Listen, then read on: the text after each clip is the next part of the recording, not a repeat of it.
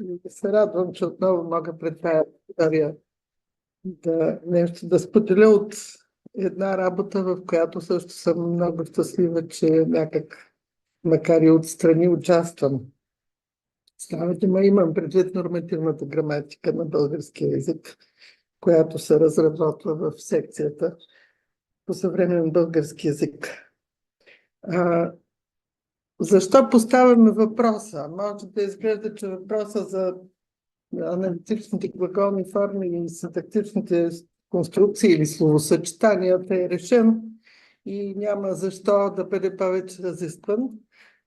Но едното от нещата, които налага по отношение на нашето описание в нормативната граматика, налага строги дефиниции, е следването на принципа за независимо описание на формата и съдържанието на лексикалните единици, което веднага искам да отбележа не означава отричане на връзката между форма и съдържание, а означава, не става дума, че формата и съдържанието са независими, а става дума за това, че просто в естествения език няма еднозначно съответствие между форма и значение и ако искаме изчерпателно и правилно да интерпретираме някаква форма, т.е. това, което тя изразява, трябва най-напред да опишем формата, за да можем след това и да моделираме отделно съдържанието, за да можем после да ги приписваме едно на друго. Така, освен това всъщност предполага, че трябва да има по-строги процедури за дефиниране и извеждане на формата от една страна и от друга на съдържанието, пак казвам независимо. И разбира се, тук Красимира Чакърова е права, като пише, че липсва достатъчно отчетлива дефиниция на термина аналитична словоформа. В скоби само ще отбележа, че и термина, думата аналитичен се използва в граматиката в поне две значения. Едното е компактност на форма, а другото е едното е многосъставност на форма, а другото е описателност на изразяване на съдържанието. Така, и разбира се, бележката на Мелчук, че тази задача не е тривиална.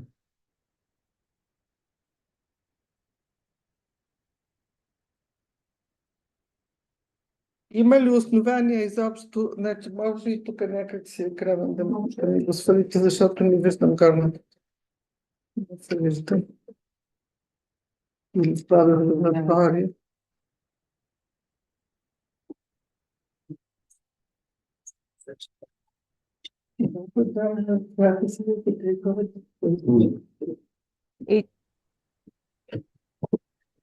Хайт видеопанел. Хайт логин контрол. Удобно. Да.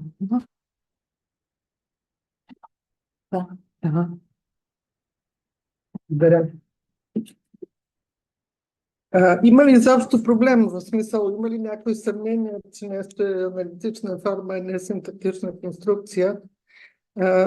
Тук всъщност ще са показани подобията между аналитичната форма и синтактичната конструкция, поне за български език. Става дума за това, че те са разместими, елементите на аналитичната форма, също както и при синтактичната конструкция, че те са проницаеми. Това също не е валидно за всички езици, в които има аналитични форми. Значи тук употребявам за сега думата термина аналитична форма без дефиниция, просто взели сме всички онези изрази, които граматиките приемат за аналитични форми. За сега това. Така, синтактична проницаемост, че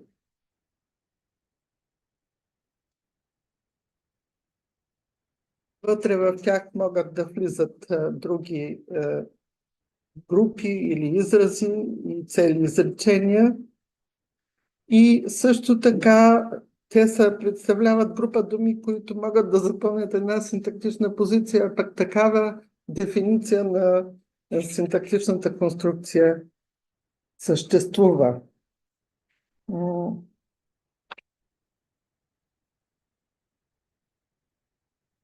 Така, сега може обект на по-нататъчна размисъл е как се кодира граматичната информация в глаголните изрази с спомагателен глагол.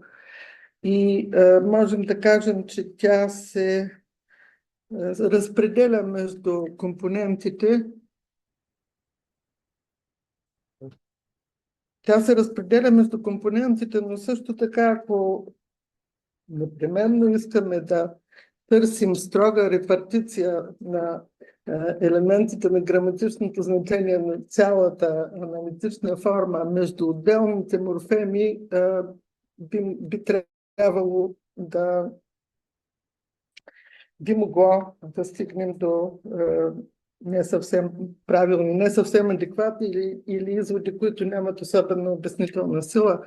По-нататък ще се върна към това. От гледна точка на това, което изследваме или което вземаме предвид в описанието на синтактичната конструкция,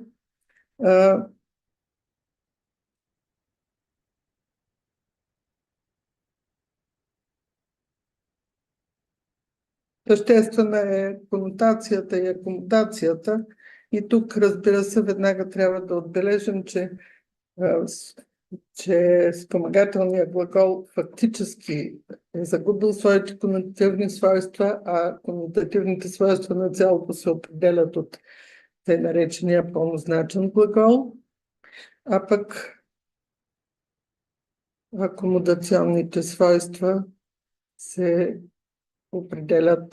разпределят между двата компонента. Проблема фактически се свежда, или проблема възниква в тези случаи, в които има homонимия между форми на причастията и на глаголните прилагателни. И, например, и тук традиционните синтактични описания имат една правилна интуиция, че става дума за различни неща, но нямат строгите критерии да я определят и да разделят едното от другото. И затова виждаме в традиционните граматики, най-вече примерно в те наречената червена граматика, оттам са извадени тези крилати фрази, като например, че причастието се употребява като причастие, като прилагателно, предимно като прилагателно, изхваща се като прилагателно или пък е в хибридна формата и че, както виждаме, това не са строги определения, които могат да имат операционално приложение.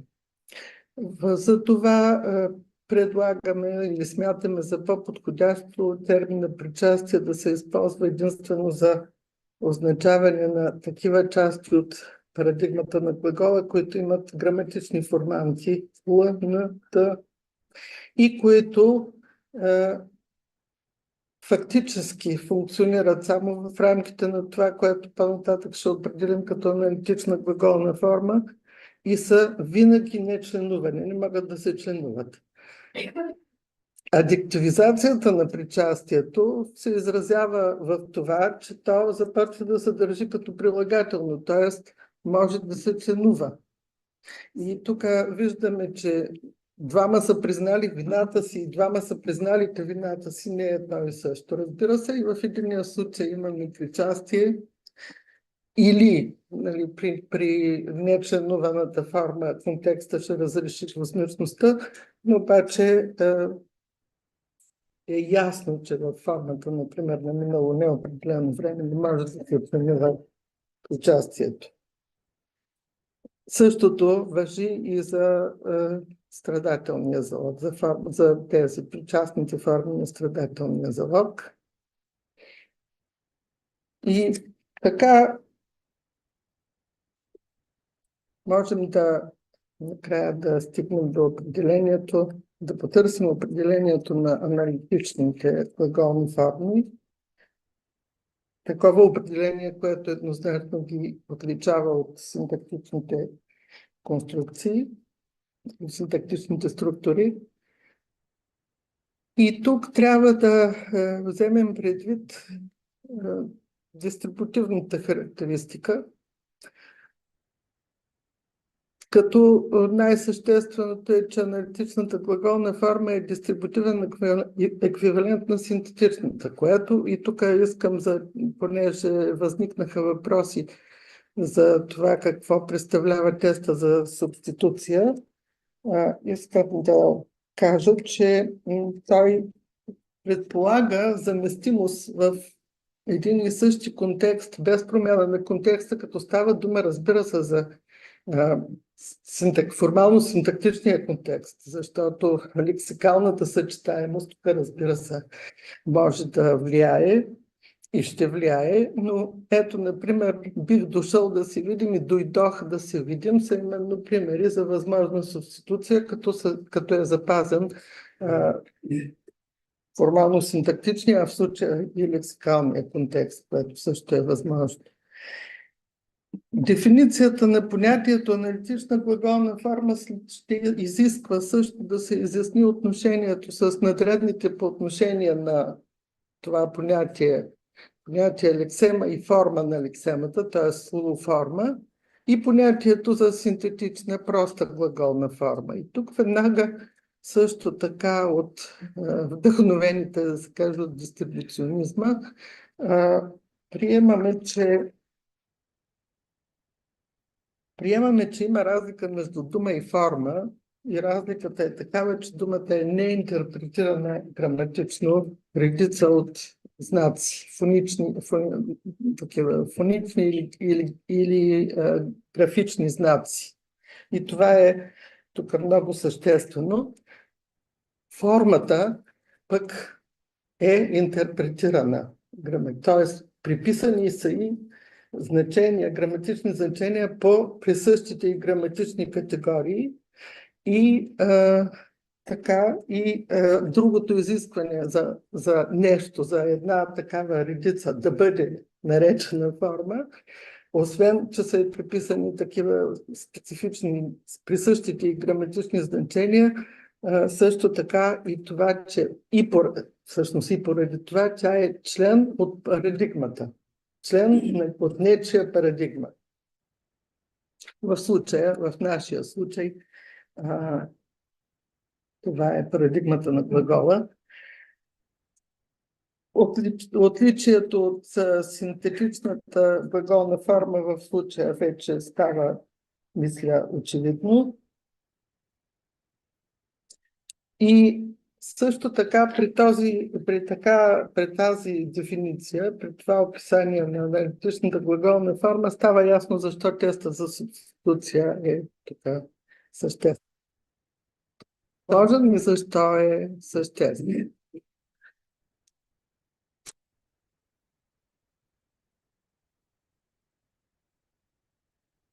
Сега, защо цялото това разсъждение? Защото в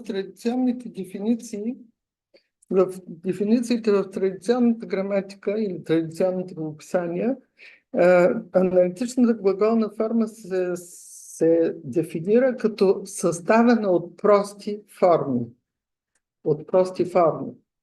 Тоест, от съставящи, които влизат, както трябва да логично, ако разсъждаваме, които влизат в това сложно цяло с всичките си граматични значения. Нали? Така се разбрахме, така да се каже.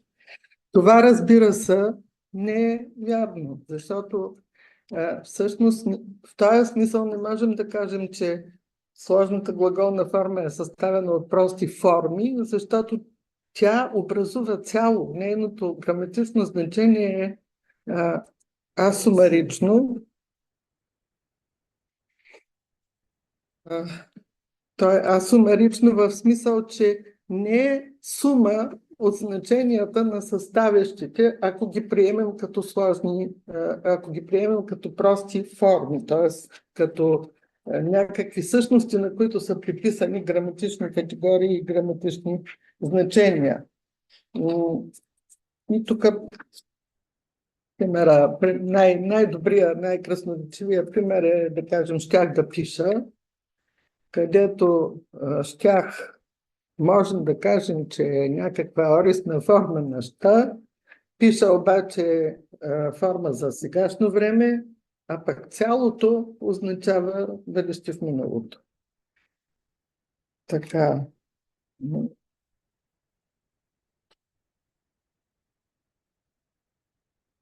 Или пък, всъщност, това може да, тук е най-красноречиво, най-добре се вижда противоречието.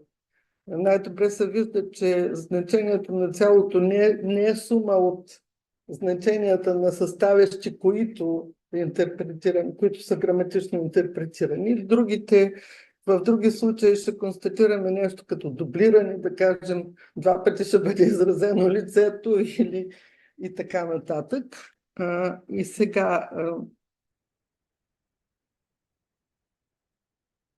в този смисъл предлагаме дефиниция на аналитичната глаголна форма като съставна форма от парадигмата на глаголната лексема, която е с асумарично граматично значение и е дистрибутивен еквивалент на синтетична глаголна форма. Тя е съставена от два или повече компоненти, които би трябвало да кажем, че са по-скоро, че са звуково или графично идентични с форми на спомагателен глагол и форми на пълнозначен глагол. Защото, да кажем, в щях да пиша е само звуков и графично или графичен, звуково или графично идентичен елемент с форма за сегашно време, понеже, както видяхме, не е сегашно време. Не изразява сегашно време. Така. Ами, по-нататък дам думата на Павлина Савката. По-нататък, разбира се, както така може да се очаква, че в една нормативна граматика винаги при описанието на дадена категория или даден компонент от граматичния инвентар на езика трябва да се идентифицират и различни проблеми, свързани с нормативността. Проблема, който поставяме тук, разбира се, има връзка точно с това, що е аналитична глаголна форма и как всъщност това се е отразило върху сега действащата кодификация. И разбира се, искам да поставя един така въпрос, в който ясно личи, че кодифицираната норма не е консистентна и това, разбира се, поражда съответно проблеми в самата практика. Така че ясно ни е, че темпоралните форми отдавна са приети още и преди първите научни граматики, се смята, че те са аналитични глаголни форми. Само че при описанието на категорията залог, всъщност в началото се смята, че това не е аналитична глаголна форма, а е всъщност синтактично съчетание. И поради тая причина тук имаме една изпреварваща кодификация, при която се смята, че специално тя рефлектира върху правилата за употреба на учтива форма и така виждането, основно на Любомир Андрейчин, води до това, че всъщност при учтивата форма сказуемо в страдателен залог е в единствено число. Вие сте поканен срещу вие сте поканили. Разбира се, причина за това е факта, че в средата на миналия век залога смята за една от най-слабо изяснените характеристики на славянския глагол. И макар и в българското езикознание да се описва поначало на морфологична основа, това прави Балан в нова българска граматика и по-късно Стоян Стоянов, Все пак, така описанието на категорията залог в средата на миналия век е доста колебливо, защото искам да припомня, че Стоян Стоянов, например, прави уговорката, че разглежда като синтактични съединения сложните форми на страдателния залог, образувани от страдателно причастие и спомагателен залог, и спомагателен глагол съм, извинявайте. Така че от тук вече в Андрейчиновата граматика кодификацията на това правило не се съобразява с по-късните схващания за залога като морфологична категория. И разбира се, това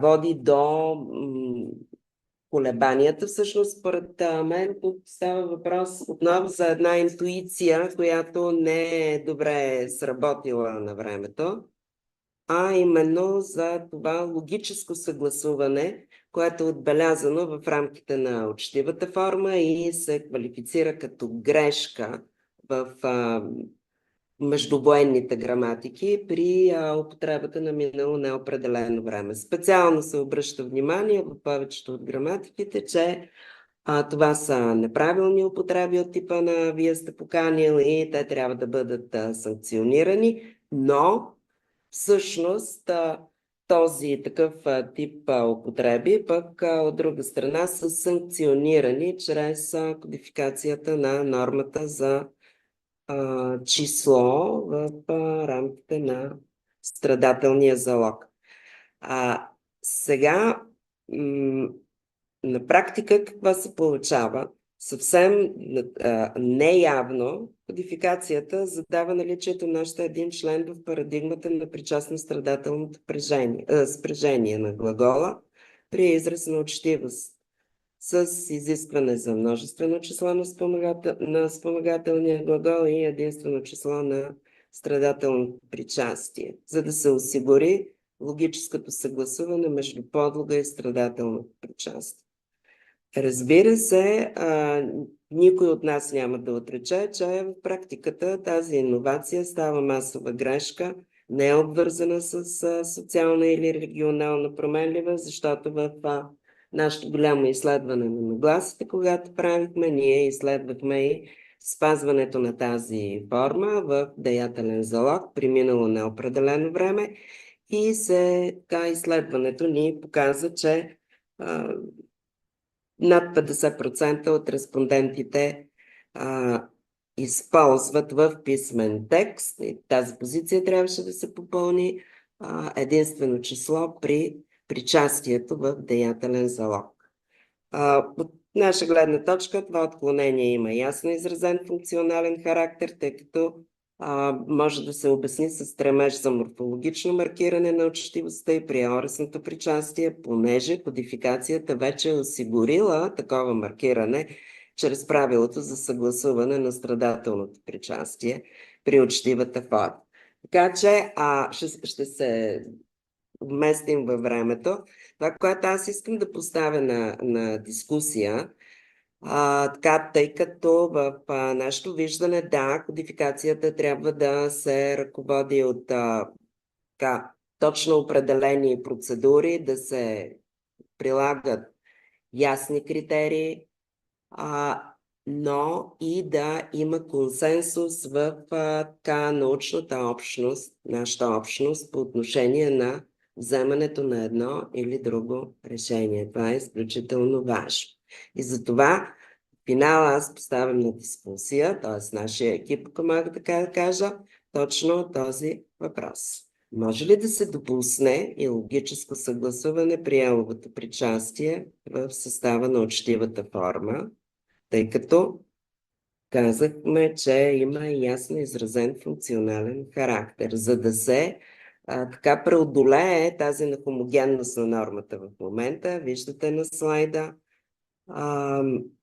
защото от гледна точка на кодификацията в един и същи случай, т.е. съгласуване по число на сказуемото в състава на учтивата форма, са приложени различни критерии. В случая когато се изисква множествено число на причастието, това е критерия за системност, а в другия случай е критерия за функционална адекватност. Така че в първия случай според нас не е приложен принципа за перспективност на кодификацията и затова този въпрос продължава и до днес да бъде отворен. Безсмислено е, това е моето виждане, пътя, разбира се, е дублетността, но безсмислено е тази норма да продължава да бъде задължителна в писмен текст, при положение, че в края на краищата, честно казано, обслужва единствено държавния зрелостен изпит по български език в 12 клас, където се проверява. Така че благодарим ви, колеги, и се надяваме така на една дискусия и на финала да кажа. Всъщност, така целта ни с доклад, който изнесохме, поставяйки отново въпроса за аналитичните глаголни форми, е да покажем как с граматични инструменти всъщност можем да представим едно граматично явление, тъй като знаем, че обикновено се казва, че в тези форми участва спомагателен глагол. Спомагателен глагол е такъв, който е с избледняло лексикално значение. А ние искаме да прилагаме само и единствено критерии, които са така по-строго граматични. Благодарим ви.